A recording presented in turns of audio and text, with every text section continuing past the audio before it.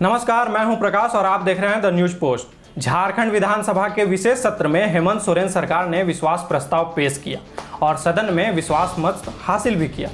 मगर बड़ा सवाल ये उठता है कि अचानक से एक दिन का सत्र बुलाने से राज्य की जनता को क्या फायदा हुआ।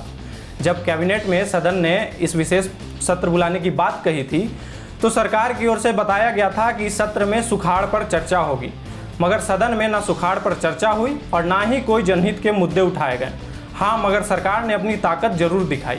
जब इस बारे में विधायक सरयू राय से पूछा गया कि क्या हेमंत सरकार के इस विश्वास प्रस्ताव से हेमंत सरकार या राज्य की जनता को कोई फायदा पहुंचा हुआ, तो सरयू राय का साफ कहना था कि इस तरह का सत्र बुलाकर सरकार ने सरकारी कोष का दुरुपयोग ही किया है, क्योंकि इससे न तो सरकार को और न ही राज्य की किसी जनता को फायदा पहुंचा है। जो समर्थन मुख्यमंत्री को पहले से ही है उसको हाउस में दिखाकर फिर से समर्थन हमको मिल गया, ये कराने का कोई मतलब नहीं है। इससे बेहतर था कि मुख्यमंत्री जी झारखंड मुक्ति मोर्चा और कांग्रेस विधायक दल की बैठक बुला लिए होते, या कांग्रेस ही अपने विधायक दल की बैठक बुला के प्रस्ताव पास कर देती। भाई हमारा पूरा समर्थन मुख्यमंत्री जी को है, इसलिए आज की जो कार्रवाई है ये निरर्थक है और एक तरह से संसदीय प्रक्रिया के साथ मजाक है। इसके लिए कोई फ़ायदा नहीं है। सरकार के कुछ लाख रुपए खर्च हो गए होंगे आज, और सरकार चाहे कि इससे फ़ायदा ले लें, कहीं कोई फ़ायदा नहीं। इस विश्वास मत के बारे में पूर्व उप मुख्यमंत्री सुदेश महतो से बात की गई। सुदेश महतो का कहना था कि जब विपक्ष ने ऐसी कोई मांग ही नहीं की या राज्यपाल ने कोई निर्देश ही नहीं दिया तो विश्वास प्रस्ताव लाने की जरूरत क्यों पड़ी। वे अपनों का ही विश्वास टेस्ट कर रहे हैं। अविश्वास प्रस्ताव न विपक्ष ने लाया, न कोई इस तरह से राज्यपाल महोदय या कोई डायरेक्शन रहा। ये अविश्वास प्रस्ताव वो खुद पे अपने सदस्यों का विश्वास पाने के लिए उन्होंने किया है। क्योंकि अविश्वास किन से है, पहला दिन से हम लोग चर्चा कर रहे हैं। ये अविश्वास उनके झारखंड मुक्ति मोर्चा के मेंबर, उनके कांग्रेस के मेंबर, उनके राजद के मेंबर से उनका अविश्वास है। तो मैंने यही कहा कि विश्वास की गिनती वहाँ पालेंगे, लेकिन चेहरे में वो आत्मविश्वास नहीं दिखाई दे रहा है। गवर्नमेंट हड़बड़ी में है, मुख्यमंत्री हड़बड़ी में है, और जिन चीज़ों पर राज्य के जो सबसे ज्वलंत विषय हैं वो विषयों को सदन में लाकर उन पर चर्चा करने से भाग रहे हैं। लॉ एंड ऑर्डर की स्थिति ये जगजाहिर है। एक साल में जितने अपराध हुए हैं इस देश के अंदर, उतना पूरा देश के किसी प्रदेश में नहीं हुआ है। जिस तरह की घटना, दुमका की घटना जो चल रही है, अभी 2 घटनाएं हो गई, कोई संवेदना उसको लेकर मुख्यमंत्री जी को नहीं है। एक जवाबदेह राजनेता, एक जवाबदेह मुख्यमंत्री, मंत्रिमंडल या सरकार की जो जवाबदेही होनी चाहिए वो कहीं ना कहीं उससे भाग रहे हैं और केवल अपनी सरकार, अपनी गिनती और भी गिनती की रचना करने के लिए यहाँ पर सदन बुलाए। विपक्ष को छोड़िए, खुद झामुमो के विधायक ही ये कह रहे हैं कि इस विश्वास प्रस्ताव की कोई जरूरत ही नहीं थी। आप भी सुनिए लोबिन हेम्ब्रोम ने क्या कहा। विश्वास हासिल किया। अच्छा जी जी, आपने अपनी बात रखी? हमने नहीं रखी। क्यों दादा? आप तो हम तो पहले ही रख चुके हैं। अच्छा, अपनी बात को हम कल ही पर रखते। आप कहाँ जाइएगा यहाँ से? कहाँ जाएंगे? हम तो पहले भी बोले थे सरकार चलेगी, सरकार में हम हैं जी, और सरकार विश्वास हासिल करेगा। जरूरत पड़ा तो हासिल हुआ। विशेष सत्र बुलाने की जरूरत क्यों पड़ी? फिर एक ही बात को रोज रोज बुलाइएगा आप लोग। एक ही बात को रोज रोज बुलवाइएगा। आज यहाँ आए हैं सदन में, बोलिए बोलिए ना। क्यों आप गए भी नहीं और बस में नहीं जाइएगा, आप रायगढ़ भी नहीं गए, आप यहीं थे। विश्वास मत तो हम तो शुरू से बोले, लेकिन अभी विश्वास का कोई जरूरत नहीं था।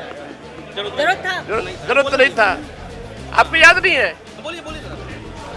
फिर इसी बात का आप लोग पूछ रहे हैं। विधानसभा के इस विशेष सत्र के दौरान मुख्यमंत्री हेमंत सोरेन का भी वो रूप देखने को मिला जो पहले कभी नहीं देखने को मिला था। मुख्यमंत्री सदन में विपक्ष पर जमकर बरसे और साथ ही साथ मीडिया और राज्यपाल की कार्यशैली पर भी उन्होंने सवाल उठाया। आप सुनिए मुख्यमंत्री ने क्या कहा।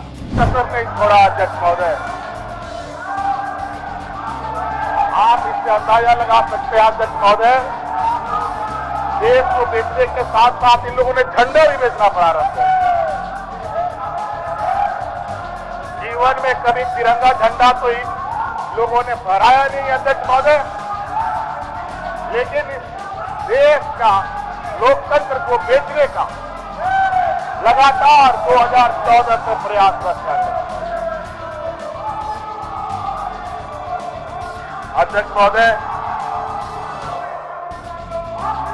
न खाएंगे न खाने देंगे का नारा लगाने वाले सबका साथ सबका विकास का नारा देने वाले इनके आला कमान किसी का साथ नहीं देते, किसी को साथ लेकर नहीं चलते, सिर्फ और सिर्फ व्यापारियों की ये समूह व्यापारियों को मदद करने के लिए, वो भी चंद व्यापारियों को मदद करने के लिए पूरे देश को इन लोगों ने ताक पर रख दिया है। अध्यक्ष महोदय, इस सरकार को पत्रकार, मीडिया चैनल, तरह तरह के सोशल मीडिया, चाहे क्षेत्रीय हो चाहे अंतर्राष्ट्रीय स्तर का हो, सब जगह इनको बदनाम करने का एक षड्यंत्र रचा जा रहा है। आज यहाँ के इस राज्य के भी बड़े बड़े पत्रकार, लेखक को मैं बहुत उनकी आज की उनके एडिटोरियल और उनके जो अखबारें छपते हैं उनको मैं बहुत गंभीरता से देखता हूँ कि वो किस तरीके से राज्य की जनता और राज्य की राजनीतिक गतिविधियों पर नजर रखते हैं और उसको प्रकाशित करते हैं। अध्यक्ष महोदय, मुझे बहुत दुख होता है आज के दिन में भी जो आजादी से पहले तो यहाँ पर मनुवादी की सोच स्थापित रही है, वो कहीं ना कहीं आज उसको एक बढ़ावा दिया जा रहा है। अध्यक्ष महोदय, आज जिस तरीके से हम काम कर रहे हैं इनको पता चल चुका है और इन लोगों ने एक सर्वे भी करा दिया है। अध्यक्ष महोदय, जो मुझे जानकारी है कि सर्वे में ही आने वाला 2024 में इनका टुकड़ा साफ होने जा रहा है। अध्यक्ष महोदय, इसलिए इनकी सरकार इस सरकार को अस्थिर करना चाहती है। अध्यक्ष महोदय, एक गंभीर बात कहना चाहता हूं, लेकिन आज ये चर्चा का जरूरत है। अध्यक्ष महोदय, इसलिए माननीय सदस्यों को खड़े होकर ही इस विषय को सुनने की आवश्यकता है। अध्यक्ष महोदय, आज जिस तरीके से हमारे सरकार के ऊपर हस्तक्षेप लगाए जा रहे हैं, आज हमारे 3 विधायक बंगाल में हैं और उस बंगाल में खरीद फरोख्त का जिम्मेवार असम के मुख्यमंत्री हेमंत विश्व पर जाता है। 25 अगस्त से इस राज्य में एक ऐसा वातावरण तैयार किया जा रहा है, इलेक्शन कमीशन और हमारे राज्य के महामहिम राज्यपाल के द्वारा। इलेक्शन कमीशन कहता है हमने राज्यपाल को अपना मंतव्य दे दिया है, राज्यपाल कहते हैं और चुपचाप बैठ जाते हैं कि मुझे कुछ पता नहीं है। और अध्यक्ष महोदय, जहाँ यूपीए के प्रतिनिधि उनसे मिलने जाते हैं तो वो स्वीकार करते हैं कि हमें इलेक्शन कमीशन से जो विमर्श था वो हमें प्राप्त हुआ है, 2 से 3 दिन हम लगाएंगे और उसका पटाक्षेप करेंगे। अध्यक्ष महोदय, महामहिम के द्वारा ये पटाक्षेप न करते हुए वो राजभवन के पिछला दरवाजे से निकल करके दिल्ली में जाकर के बैठे हैं। अध्यक्ष महोदय, जबकि कानून का ये सलाह कहता है जो इलेक्शन कमीशन के द्वारा भेजा गया जो परामर्श है उसको आप सरकार को अवगत कराने की आवश्यकता है। लेकिन अध्यक्ष महोदय, ये ना करते हुए राज्य में एक अनिश्चित की स्थिति बनाई हुई है और ऐसे फैली सभाओं के द्वारा विधायकों को डरा कर धमकाकर पैसे से खरीद कर राज्य को अस्थिर करने का प्रयास किया जा रहा है। इसका खतियान झारखंडी पहचान।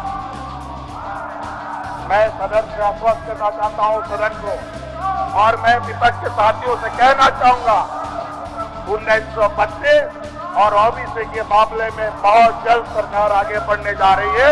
इसको आप भारत सरकार से करा के लेके आना। इनको करना धरना कुछ नहीं है, इनको लूट कर खाने की आदत रही है। अध्यक्ष महोदय, दाल लगाएगा कोई, काटेंगे ये। अध्यक्ष महोदय, ये वही सामंतवादी लोग हैं और वही मनुवादी लोग हैं जिनकी वजह से आज तक इस देश का न आदिवासी, न दलित, न पिछड़ा आगे आ पा रहा। आज देश का राष्ट्रपति एक आदिवासी महिला को बनाकर आदिवासी मुख्यमंत्री का सत्ता छीनने की तैयारी कर रहा है।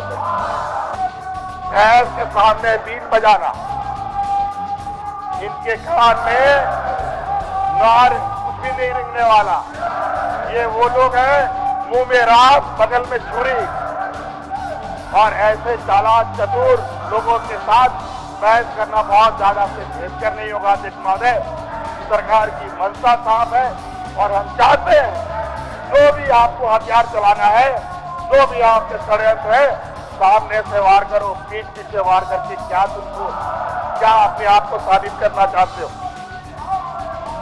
आप लोग आइए आपके सामने, और आज राज्य के महामहिम को भी इसका पता करना चाहिए कि राज्य के मुख्यमंत्री के ऊपर क्या आरोप लगे हैं, और उसका पूरा मुंहतोड़ जवाब देने के लिए भी और उसका कानूनी जवाब देने के लिए भी सत्ता पक्ष पूरा तैयार और एकजुट खड़ा है। सरकार के इस विश्वास प्रस्ताव से राज्य की जनता को तो कोई फायदा नहीं पहुंचा है, मगर राज्य सरकार ने अपनी ताकत जरूर दिखाई है। अब फिर से सबकी निगाहें राज्यपाल के उस फैसले पर होगी जो चुनाव आयोग के मंतव्य मिलने के बाद राज्यपाल सुनाने वाले हैं। आगे जो कुछ भी होगा वो हम आपको दिखाते रहेंगे। तब तक आप बने रहिए द न्यूज़ पोस्ट के साथ।